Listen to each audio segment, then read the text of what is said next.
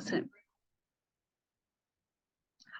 hello. We are on Moss Challenge, Bury the Giant Club Challenge number 2, and this challenge is going to be making a terraria in a jam jar using very tiny amounts of moss and found blown moss um, from our local place. And I've got some examples here. This one here is these are tiny little bits of moss that we've put in jam jars to show groups that have had a go at making one themselves, and also for our work on peatlands where we are protecting, trying to grow sphagnum, which is this particular moss in this jam jar.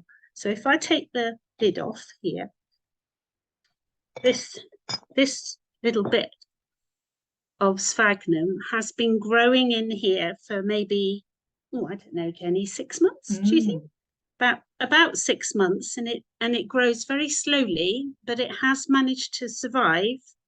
It's lovely green, actually. It has, and its container, which I don't know whether you can see, there's a little bit of loo roll there, which we filled up with a tiny bit of soil that doesn't need a lot of nutrients.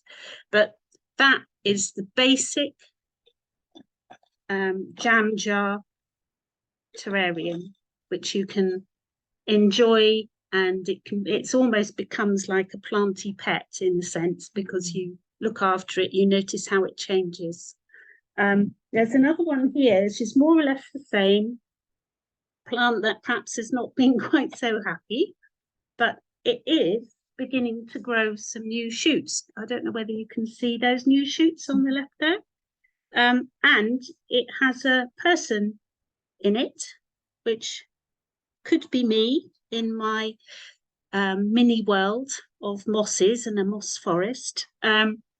So this is another example of a little jam jar terrarium. And then the third one that I've got, and these have been going round to schools and groups and being thrown in the car and out the car. So they are more wobbly and a little bit more grubby than if you just had them on the side. But this one here is a moss that I have been growing in a fleecy nest. And these fleecy nests have come into their own since I made this. This has been going on for about 6 months, but these fleecy nests we've been making with community groups, and they have been planting them up on top of the peatlands, up on top of the moor. And they hold the moss nice and steady and firm when there's a lot of rain, and they somehow protect the moss from being damaged. They allow the moss to have a go at growing back on the bare areas of peat and help to sort of protect that peat underground. So those are the 3 samples I've got. I know 1 or 2 of you watching have shown us some lovely, more landscapey terraria, and actually you've been putting your soil with the jam jar this way up, which is perfectly all right. We liked it this way up so we could see from the top what was going on, and because it was like a little mini world in itself, it was more, the atmosphere was sort of contained and held, and we quite like that. But also some people make their terraria with the jam jars on the side and they fill it up that way, but then you have to have a way of not letting it roll. So different ways depending on what your jam jar looks like, how you're feeling, what have you found to go in. So one of the things we really think is very important is that the process we're going to share with you today are hopefully all things that you would find around your home. There are many ways. I guess what Naomi's saying is there are many ways to do it. There's very few wrongs. There are very many rights, and we'd love to see what you do. Yeah, exactly. So if we get going, we build our terrarium from the lid up, and we've collected loo rolls of different shapes and sizes, and we cut a strip of this loo roll round and to produce a container, mini container like that, which then fits in the lid. And we're sticking that in with little bits of tape, little bits of paper tape. And this is quite fiddly, which is why I ended up enjoying making the fleecy nests, because getting it to stay still in the way that you want it is the most fiddly bit, but I'm sure some people will be very good at that. I'm sort of sticking the tape so it's sticking out like that, and then on here it can then stick onto the lid. And you can have a look in there. Look, there's one that's being held. This just stops the soil from going in under that rim, so that you can still screw your dam jar back on again. Yeah. So it's worth checking that your loo roll will fit through that opening. And it's true with whatever you use. So you can, on your next walk, you can find little bits of woolly fleece that the sheep have caught in bits of barbed wire and things, and start to create enough to hold the moss. You can continue using that. I bet you could find some grass and weave a little basket. I don't think we've got an example of that, have we? I like that idea. You can, there's lots of ways. I mean, Jenny has on her lap now some air dry clay, and you could actually make a little basket that way as well if you wanted to, like a lid within a lid. But anyway, our loo roll is what you find at home, and we have some soil somewhere here, over there. This paper tape that we've used to stick it down, so that will entirely degrade away in the longer run. Yeah. Which is why these ones that have been moved around a bit are tiny bit wobblier than they should be. The soil is behind you on the we're up in our studios in Exeter, and we're balancing all our stuff on a lot of different surfaces today. And there's a teaspoon over there. Jenny's I'm being the driver's assistant. I think you are. Now, if you're making a terrarium in the bottom of a jar like this, it's quite useful to have a bit of sand in the bottom, or a bit of gravel in the bottom, just to hold and protect the glass, because glass is obviously breakable. And I am finding myself putting a little bit of sand in the bottom of this bit of loo roll here. And perhaps I'll put a bit more. Probably about Quite 2-3 teaspoons full that Naomi's put in there. So I've put some sand in the bottom there, and then I have this mixture of soil, which is leftover little bits of compost that I've had at home, that started off as being fairly sterile and not particularly full of nutrients. I think perhaps the best type of soil to use would be a little tiny bit of soil near where the moss that you collected was, because that's what it would feel most comfortable with. But this is me doing this online, and it's quite a fibrous one, this. But again, it's 3-4 teaspoons tops. Yeah. So if you are taking it from, which is probably more like 2-3, if you are taking it from that environment, it's not taking away huge amounts. You're not filling up bags and bags full. Yeah. And then you can plant up your mossy garden, and we have pieces here that Jenny has collected for another workshop that she did at the weekend. But this one here, this moss has got lovely little stars, star shapes. Yeah. I think this one. Yeah, so this one's probably is. I think there is something called a screw moss, and I'm not sure whether they look like little screw heads or what. But that I'm going to place on top here, there. And then maybe we shall have a sort of fantastical bit of ferny moss. Look, a little bit of ferny moss like this, which is called tamarisk moss, because it looks a bit like a tamarisk tree, and it has a Latin name, thuidium.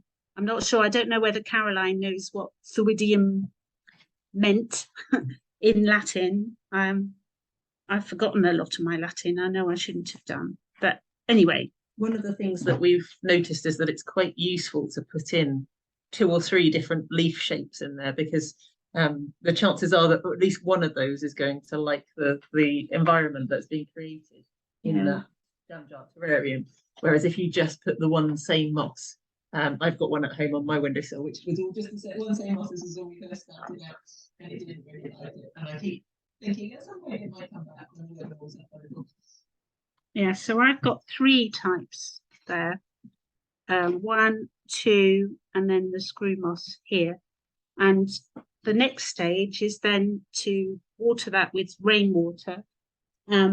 If you haven't got a water butt, you could just leave an old saucepan or a mug or a yogurt pot outside when it's raining. I know it's an obvious thing to say, but that is a way of collecting the rainwater to then have to water your moss.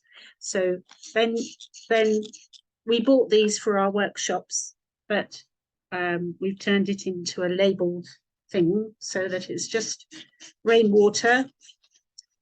Spray it so that it actually does feel quite damp. Maybe even a tiny bit of water comes out of the bottom in a lid, because it's all going to be soaked up by the cardboard, isn't it? And the cardboard starts to go off in a little while as well. Yeah. So one of our criteria for these makes was we wanted that at the end, once you've had it on your windowsill for a little while, if for some reason it doesn't survive, or you decide you'd like to make another terrarium or what have you, then you're able to go and empty everything that's in this jam jar back into your garden again. There's no plastic in there or anything like that. And then you can give your jam jar a rinse and pop it in the recycling bin. That's one of the things for my list is that when you've tired of it, or when it's not done so well, you put it back in a place where it might want to grow. Now, this then sits on the side above your desk, or kitchen windowsill, or anywhere like that. It can survive outdoors as well. Yeah. If you wanted it on a table in the garden. It would start to feel, I think mosses love, like we found when we looked at for our first challenge, looking at mosses closely, mosses love looking at growing in damp places. So they like some light, but it doesn't need to be full light. It doesn't need to get too hot and dry. They can, if they do look a bit dry, they're amazingly resilient plants, which is another reason why we've loved them, because there they are, just waiting for the right moment to then get all damp and start growing again. They obviously need a bit of water for all those cellular processes going on, and for their thriving and growing. Now, you have this, so this is the basic terraria, and it's really simple thing.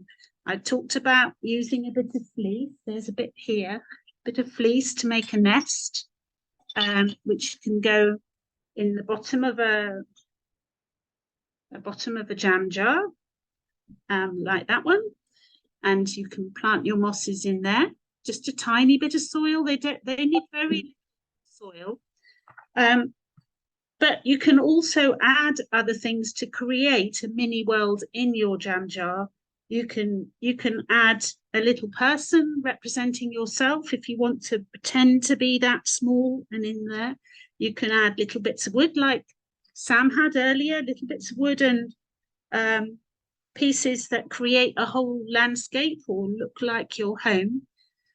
But Chloe's been doing amazing things on some really slightly bigger glass containers that she found in charity shops. So I think you should have a little look at what she's been doing, because it might give you other ideas. Hi, so I'm just sitting across the room from Naomi and Jenny. You can see them over there. I've got my mobile phone and my computer on. So there's me on the computer, and I've got my mobile phone on so that I can show you a bit more closely what I've been up to. So I got really excited by jam jar terrariums, and I wanted to go a bit bigger. And so I found this jar in the charity shop. And what I decided to do would be to incorporate some glass etching. So if any of you are not aware, Jenny is a fabulous glass artist, and she taught Naomi and I how to do glass etching. And so I created this design that has some pylons, and it's got some kind of birdie bits flying over here, and some more pylons kind of going in. I don't know, you can see they're kind of going into the distance here.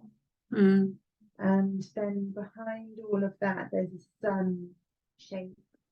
And what I really like is that it sort of makes the mosses look like a huge jungle. So it kind of shows up how foresty they are.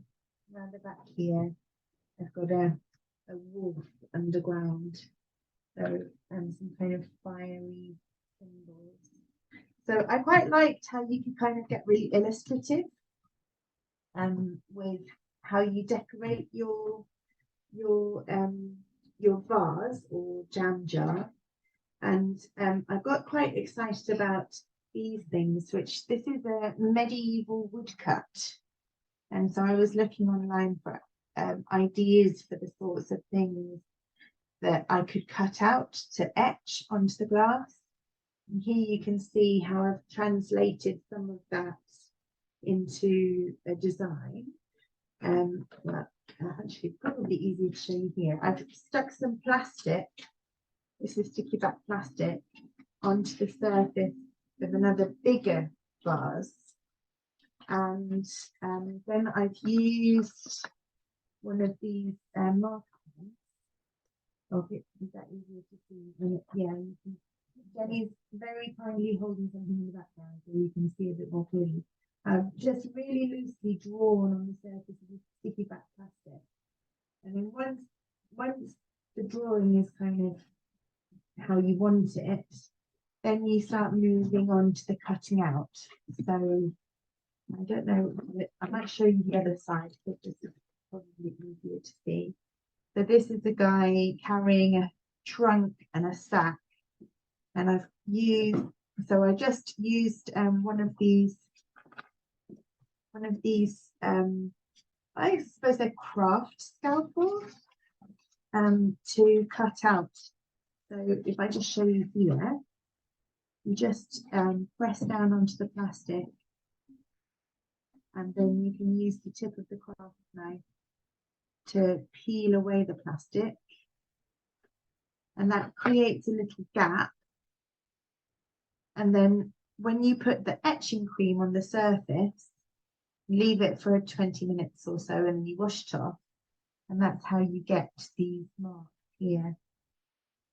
So that's version 1, and this one will be version 2. And I'm imagining that the mosses will come up to around here. So on this side, it will look like the kind of front of the house is all mossy.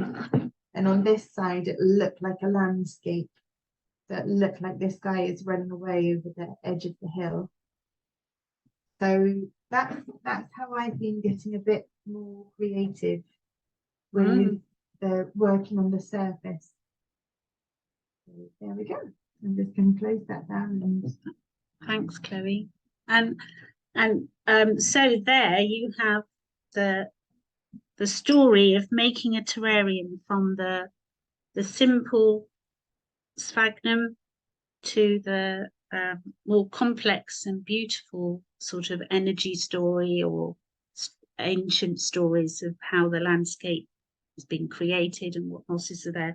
Now, the little people in there, Jenny has introduce that as an idea, because you can get those packs of clay, air dry clay, and a little pack goes an awful long way in terms of if you're working on a little mini scale, they go a long way, but also because they're paper and air dried over time, outdoors, or they will just rot down into the compost. Again, there'd be sterile materials. So just made a very, very simple one.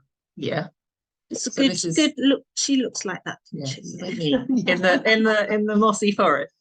And all I've used, as Naomi says, is a little bit, probably half of that quantity actually, of air dry clay and a cocktail stick. And the first thing I've done is to break the cocktail stick into half. And actually, with that amount, it's quite a good. Naomi, could you be my table? Yeah. So Naomi's going to be here. I would put this half of it down on the table and use that to hold my cocktail stick in place. Then I'm going to break a little bit off. This is going to be the head and this is going to be the body. I'm going to roll it between my hands. This bit here isn't going to be in the terrarium at the end, but that's the end bit that's sticking into there is what's going to hold it into our substrate, into our soil. I'm going to do this one really quickly and really simply. So this is the body that I made, but I could, however, use another cocktail stick to kind of draw in some arms, and I could put buttons on or get as complicated as you want to.